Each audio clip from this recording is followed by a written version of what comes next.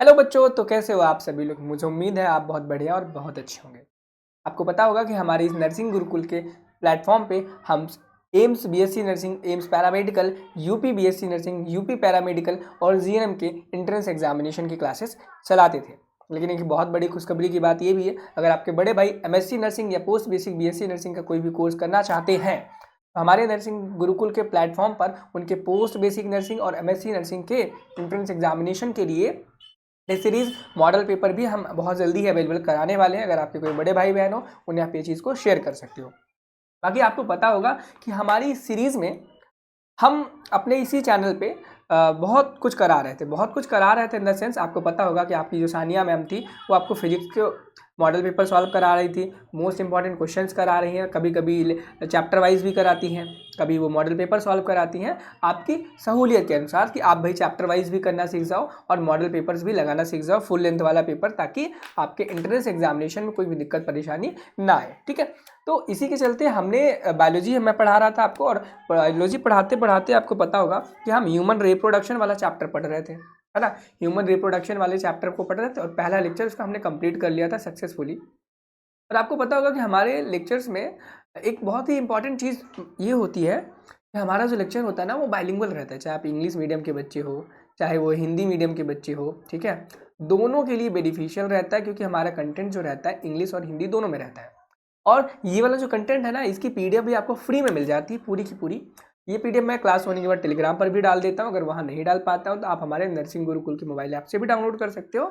यही वाली अगर आपको पीडीएफ चाहिए है तो फ्री में आपको मिल जाएगी हमारे नर्सिंग गुरुकुल के मोबाइल ऐप में।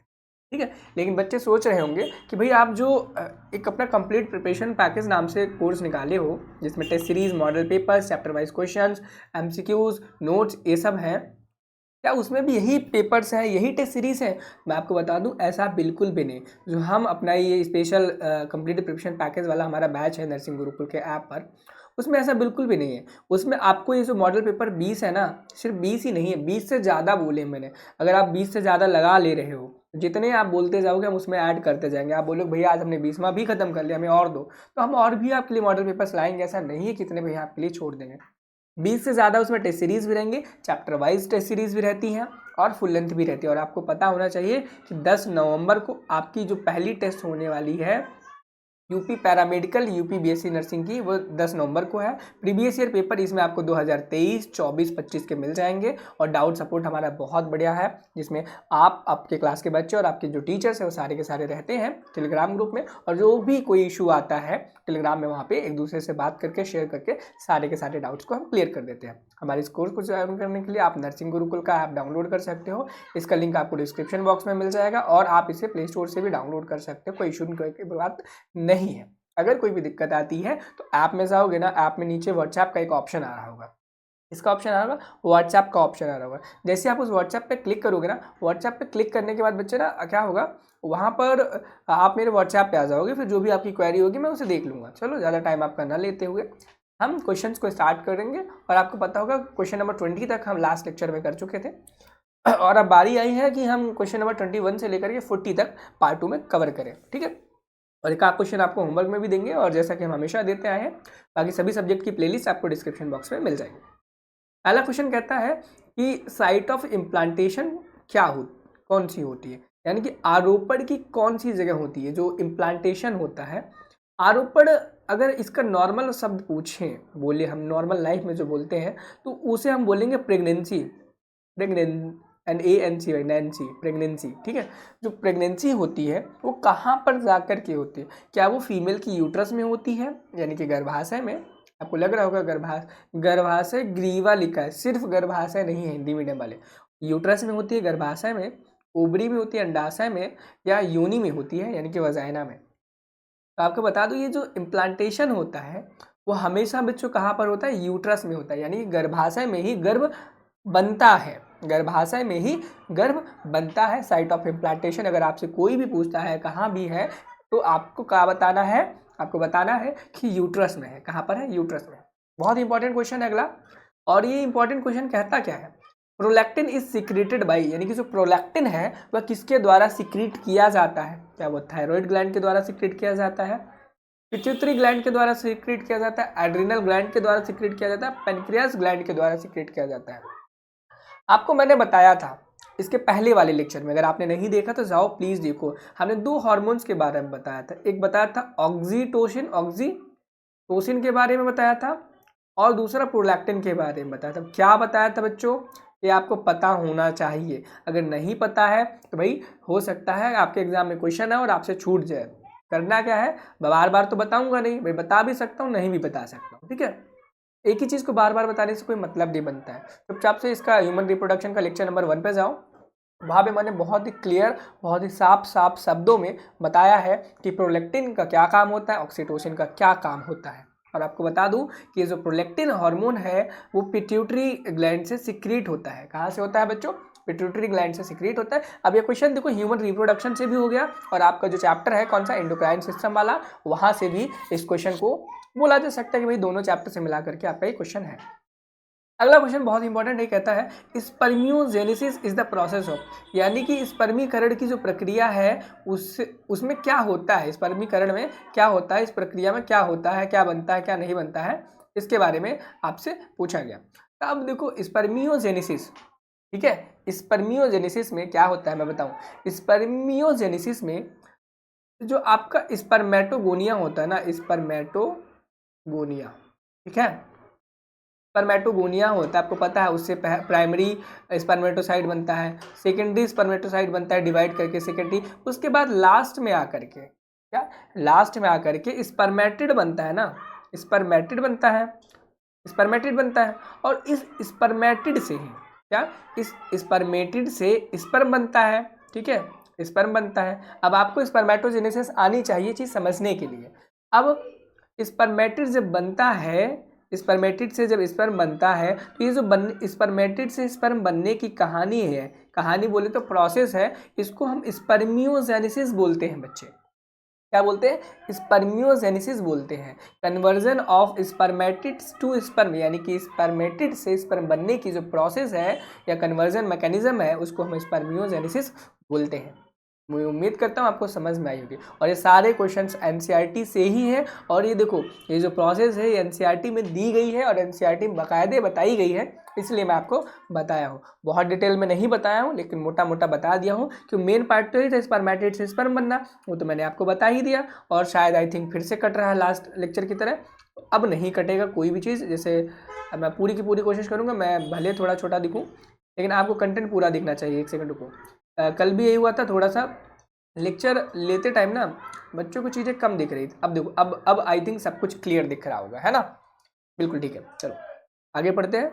आगे क्वेश्चन नंबर 24 कहता है the interval, time interval between ovulation and menstruation is usually, यानी कि क्या लिखा है, डिवोत्सर्जन और मासिक धर्म के बीच का समय अंतर आमतौर पर कितना होता है। यानी कि ओवुलेशन और मेंस्ट्रुअल जो फेज होता है, मेंस्ट्रुअल साइकिल होती है, उनके बीच में जो मेन कितने दिनों का अंतर होता है। तो भाई नॉर्मल सी बात है, सबको पता है, और 14 डेज का डिले होता है, ठीक है। नेक्स्ट क्वेश्चन पे मूव करेंगे। नेक्स्ट क्वेश्चन कहता है, ये इंपॉर्टेंट क्वेश्चन है, और ये क्वेश्चन कहता है कि जोना पेलिसिडा क्या है। जोना पेलिसिडा क्या है, क्या वो एक हार्मोन है, ग्लाइकोप्रोटीन लेयर है, ध्यान देना, ग्लाइकोप्रोटीन की लेयर है अराउंड ओवम, क्या ओवम के अराउंड एक ग्लाइकोप्रोटीन की लेयर है, या फिर लेयर है अराउंड द प्लासेंटा, या फॉलिकल फ्लूइड है। अब देखो फॉलिकल फ्लूइड कहीं से भी नहीं है, ये हार्मोन कहीं से भी नहीं है। अब ये एक लेयर है, ये मैं बता सकता हूँ, लेकिन याद रखना जोना पेल्यूसिडा हमेशा ओवम की लेयर होती है।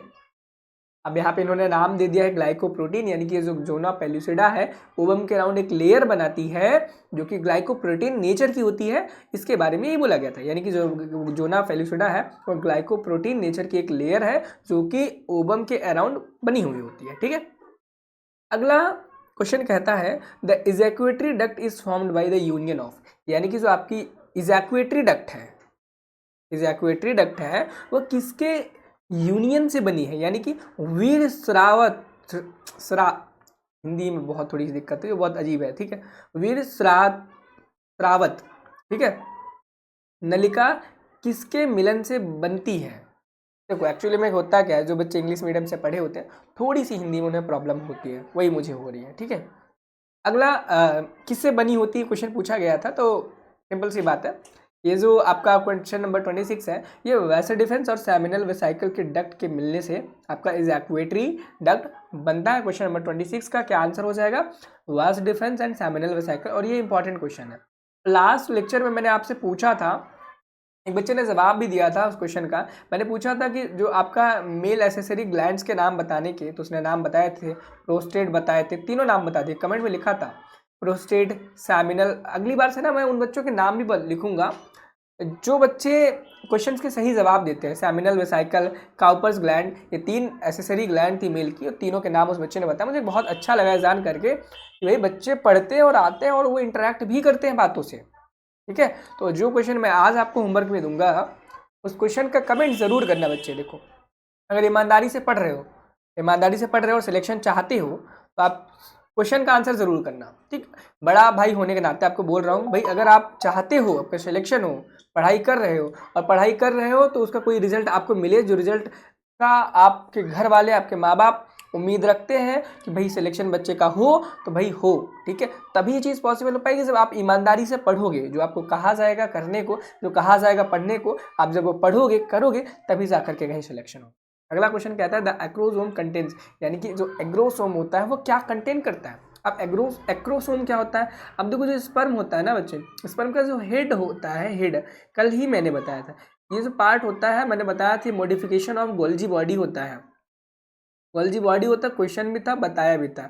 और तो ये इस पार्ट को ना एक्रोसोम बोलते हैं। एक हेड होता है, स्पर्म की बॉडी भी होती है, हेड भी होता है, जैसे हमारा ये हेड है, ऐसे ही जो स्पर्म का हेड होता है ना, उसको हम एक्रोसोम बोलते हैं। क्या बोलते हैं, एक्रोसोम बोलते हैं। और उस एक्रोसोम में क्या बच्चों, एक्रोसोम में हाइड्रोलिटिक एंजाइम होते हैं। क्या होते हैं, हाइड्रोलिटिक एंजाइम्स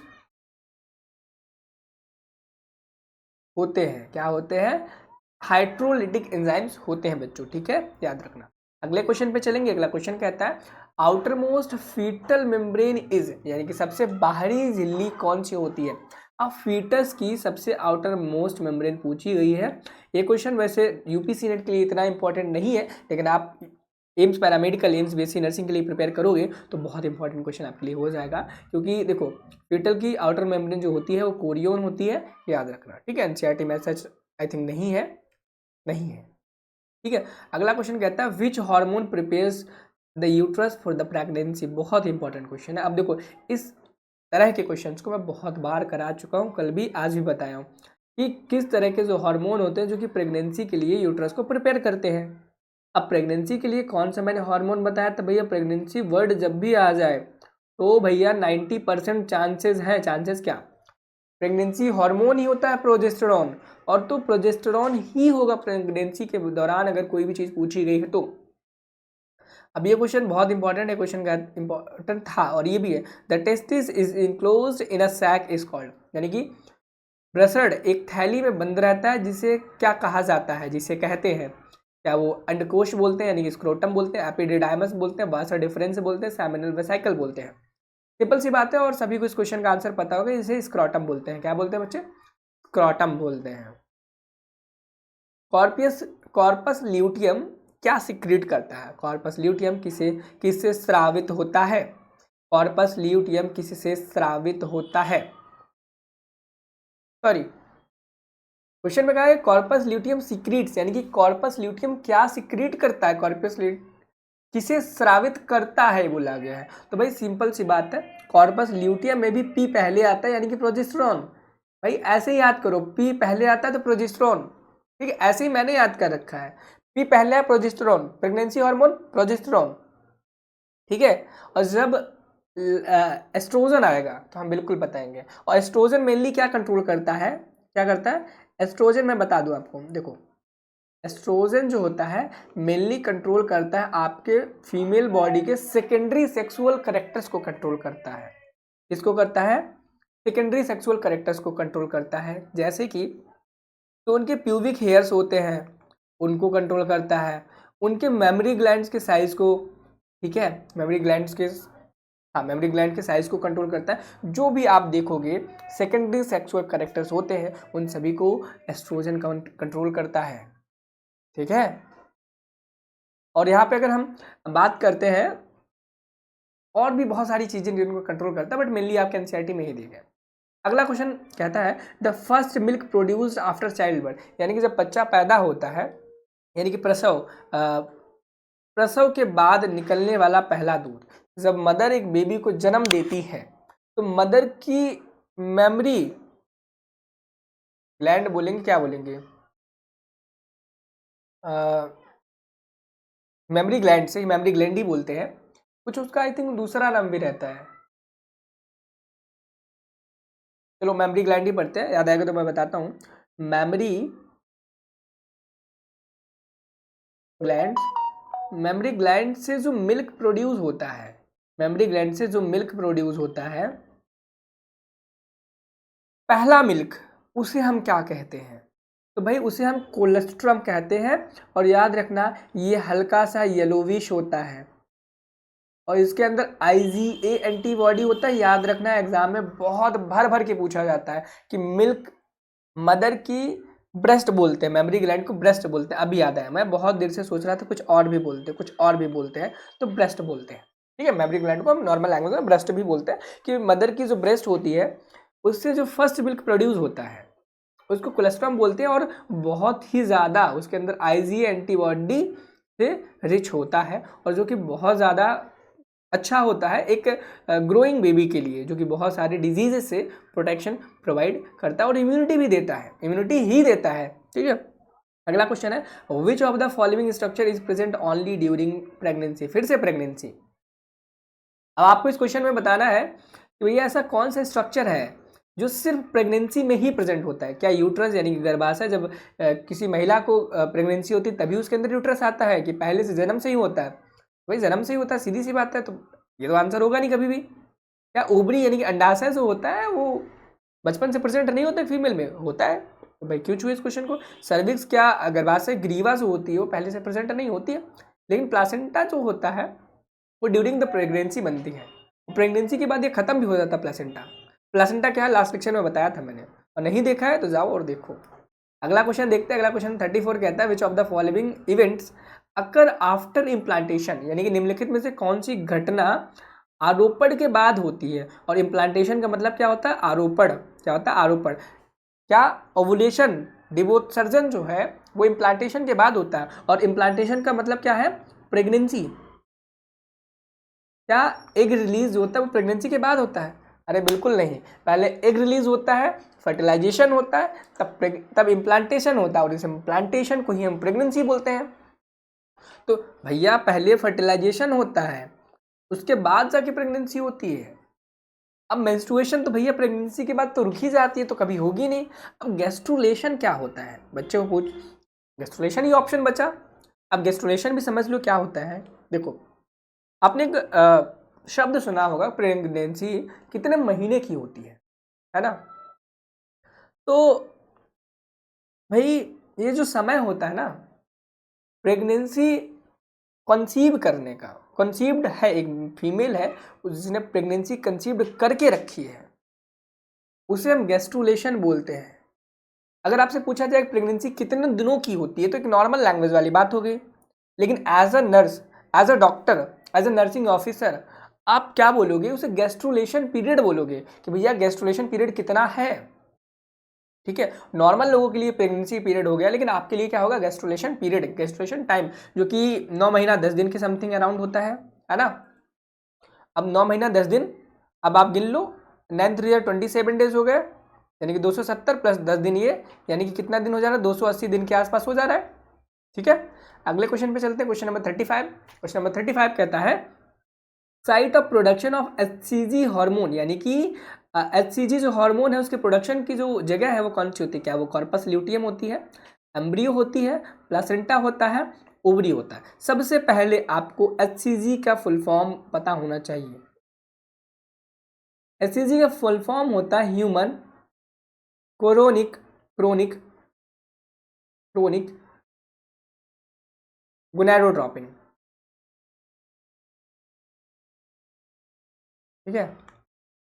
अब एचसीजी हार्मोन होता है वो कहाँ पर बनता है, इस क्वेश्चन में यही पूछा गया है। तो भाई एचसीजी जो हार्मोन है ना, मैं बताऊं आपको कि जो एचसीजी हार्मोन है ये ड्यूरिंग प्रेगनेंसी ये भी रिलीज होता है। बिना प्रेगनेंसी के एचसीजी हार्मोन कभी रिलीज हो ही नहीं सकता है। ठीक है, तो ये जो हार्मोन जो होता है वो प्लासेंटा के द्वारा ही सीक्रेट करते हैं। और प्लासेंटा कब बनता है, जब मदर प्रेग्नेंट होती है कोई भी। ठीक है, अगला क्वेश्चन कहता है कि which of these is a temporary endocrine organ in pregnancy, यानी कि इनमें से ऐसा कौन सा ऑर्गन है जो कि किसी भी फीमेल में प्रेगनेंसी के बाद एक एंडोक्राइन ऑर्गन की तरह फंक्शन करती है, लेकिन एक टेम्परेरी, जब प्रेगनेंसी खत्म हो जाएगी तो एंडोक्राइन की तरह वर्क नहीं करेगा। क्या वो ओवरी होती है, प्लासेंटा होता है, फैलोपियन ट्यूब होता है, एंडोमेट्रियम होता है? तो क्वेश्चन नंबर 36 का क्या आंसर हो जाएगा? प्लासेंटा जो है वो हार्मोन भी सीक्रेट करती है टेम्परेरी टाइम तक के लिए, क्योंकि देखो अगर ओवरी हार्मोन सीक्रेट करेगी वो तो हमेशा करेगी, प्रेगनेंसी हो चाहे ना हो। अगर फेलोपियन ट्यूब करेगी तो हमेशा करेगी, क्योंकि फेलोपियन ट्यूब तो हमेशा रहती है। एंडोमेट्रियम भी हमेशा लगभग रहती है जब तक वो शट डाउन नहीं होती है। ठीक है, लेकिन प्लासेंटा तो तभी आएगा ना बॉडी में जब कोई फीमेल प्रेग्नेंट होगी। उसके पहले तो कभी प्लासेंटा उसकी बॉडी में आएगा ही नहीं, और जब प्लासेंटा होगा तभी जाकर के कोई हार्मोन सीक्रेट कर पाएगा, उससे पहले तो वो कर नहीं पाएगा। सिंपल सी बात है बच्चे। ठीक है, चलो क्वेश्चन नंबर 37 पे चलेंगे। बहुत इंपॉर्टेंट क्वेश्चन है, बहुत इंपॉर्टेंट, और इस क्वेश्चन को जस्ट थोड़ी देर पहले ही मैं बताया हूँ। क्वेश्चन नंबर 37 को आपको कमेंट में बताना है कि ह्यूमन प्रेगनेंसी जो है वो अप्रोक्सीमेटली कितने दिनों की होती है। ठीक है, कमेंट में आपको आंसर बताना है। अगला question, which of the following helps in the parturition. अब पार्चुरेशन का क्या मतलब होता है? ये वर्ड हो गया नॉर्मल लोगों के लिए नहीं है, ये वर्ड नर्सेज के लिए है, नर्सिंग स्टाफ के लिए है, नर्सिंग ऑफिसर्स के लिए, डॉक्टर्स के लिए हो गया, सीनियर्स डॉक्टर्स के लिए, अपर मोस्ट सीनियर डॉक्टर्स के लिए शब्द इस्तेमाल करते हैं पार्चुरेशन। पार्चुरेशन का मीनिंग होता है डिलीवरी।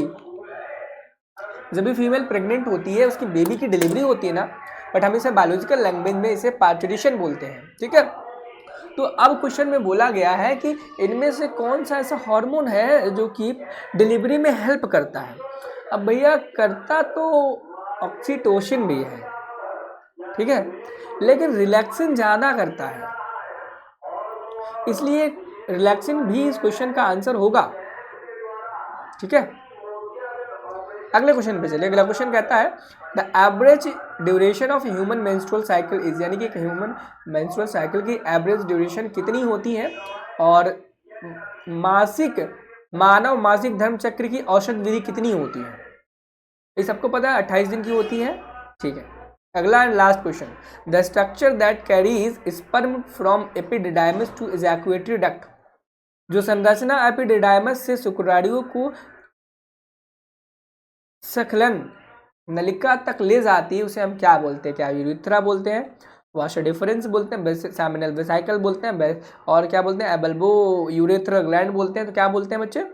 वाशर डिफरेंस जो होती है वो एपिडिडाइमस से स्पर्म को कैरी करके इजैक्यूएटरी डक्ट तक ले करके जाती है। तो आज हमने 40 क्वेश्चन पूरे कर लिए हैं 2 लेक्चर्स में, 20-20 क्वेश्चन करके, और आप देख सकते हो यहाँ पर क्वेश्चन नंबर 1 से लेकर के क्वेश्चन नंबर 40 तक आपको आंसर की मिल जाएगी।